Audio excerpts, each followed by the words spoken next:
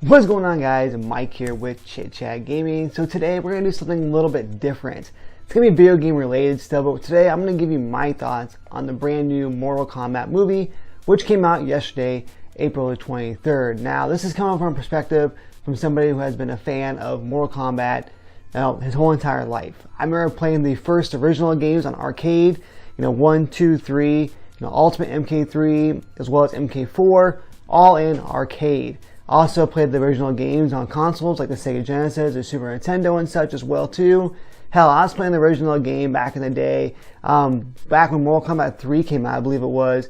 A buddy of mine was actually selling like packets, like almost like cheat sheets is what they were called, of like the fatalities and the moves and everything here. He was selling those, he was printing them out because I didn't have a printer, I didn't have the internet. We didn't have enough money to have those kind of things, and he printed those out and he was actually selling them in the arcade for $5 a piece. And yes, I did buy one and I did use it. Like, I was one of the guys that was like an idiot with my coins on the actual cabinet with my cheat sheet out, looking at the fatalities. I tried looking at them before I actually got to the cabinet, just so I didn't look so goofy and such. But again, though, it was a thing to do back in the day.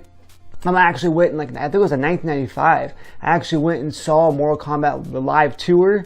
It was actually like a staged little tour. It was, I can't remember exactly who was all in it. I don't know if there's any certain names or anybody else in it, but it was like live action, like little like movie type deal right in front of your eyes here. I went and saw that in 1995. It was kind of cheesy, kind of generic, but it was kind of cool as well too. So, and of course, I remember watching the first two movies here.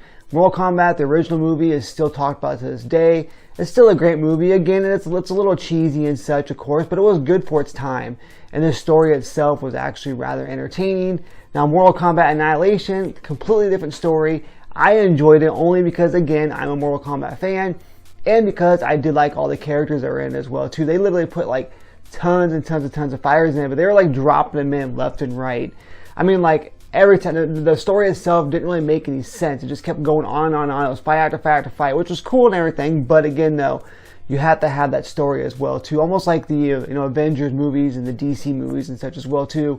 It's cool to introduce a lot of characters, but again, though, once you get a lot of characters, it's hard to tell the story, and that's what we're going to kind of dip into right now. Because that was kind of my problem with the new Mortal Kombat movie here. Now, I did indeed enjoy it. It's available on HBO Max, which I watched it on. It's also available in theaters. Now, for me, though, I really did enjoy how they brought in some of the, some of the story and stuff from Scorpion's Revenge. If you have not seen this, it's a great animated movie. It's a lot of fun here. I picked it up on day one, and they did take some aspects of this and put it into the Mortal Kombat movie. This is going to be a spoiler free. I'm not really going to give any spoilers.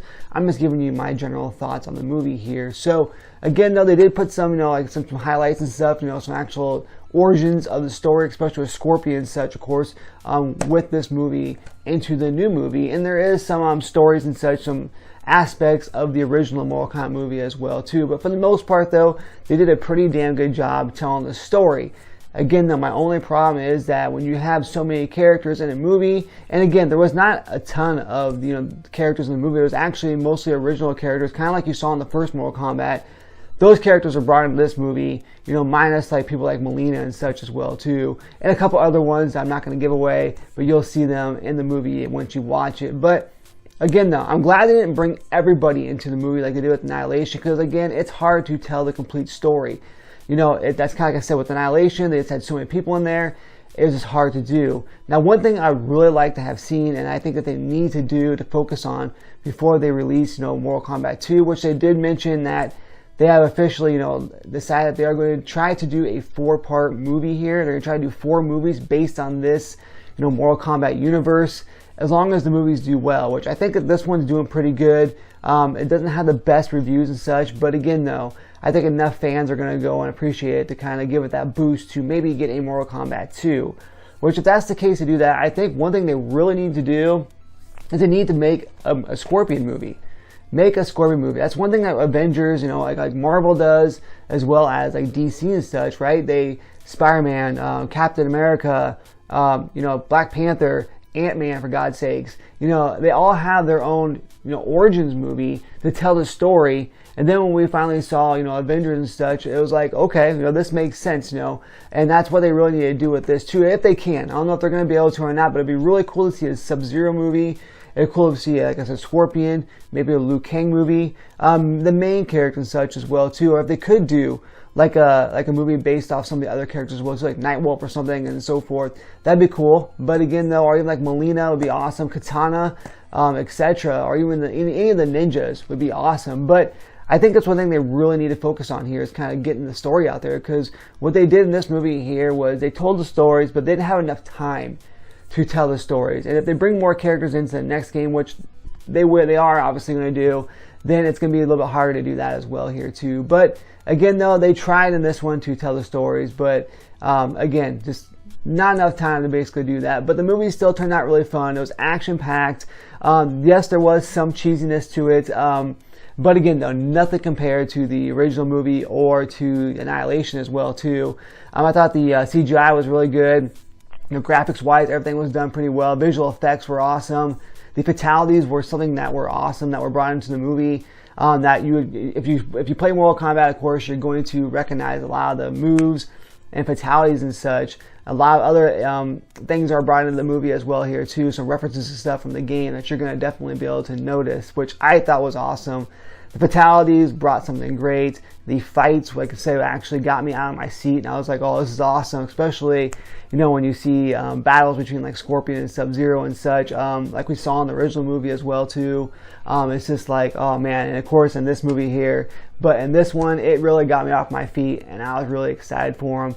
And I was jumping up and down, you know. It was no joke. I wasn't like literally jumping up and down, but you know, I was still getting into the movie enough to where, you know, I was very, very excited and wanted to see what was going to happen next. And I really, really enjoyed the film itself. Again, though, like I said, it's hard to do as far as tell stories and such with the limited amount of time you have. That's why you kind of have to have spin-offs and such as well too. But another thing too, I really, really enjoyed the bosses in this movie. Of course, the main bosses are going to be Goro and of course Shang Tsung. We saw quite a bit of Goro, which I was really, really happy with. I was, you know, pleased with the CGI on him was awesome.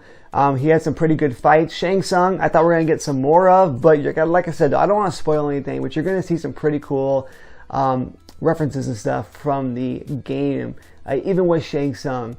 But again, though, that leaves the door wide open that we're going to see some more Shang Tsung, hopefully in the sequel if we get it and everything here too. So I'm glad to see that he was in the game, as he is or in the movie, as he is a big part of the game. He's a big part of the Mortal Kombat series as well too.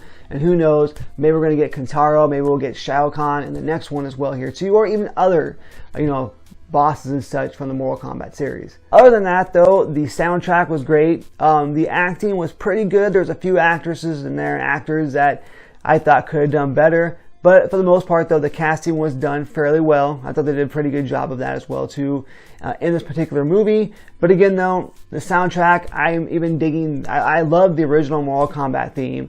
It's just iconic. It's going to stick with me forever. They kind of redid it a little bit here. But again, though, it still turned out pretty well. And like I said, everything about it so far that I have seen, you know, I really, really enjoy. I'm going to watch it again here because I do that. I watch movies 2 or 3 times to kind of make sure, you know, I kind of miss things, of course, you know, and just to kind of, you know, basically make sure it's something that I really love, because it's easy to go in as a fan, right? It's easy to go in as a fan of something and be like, I love this movie. This is a freaking awesome, the best movie ever.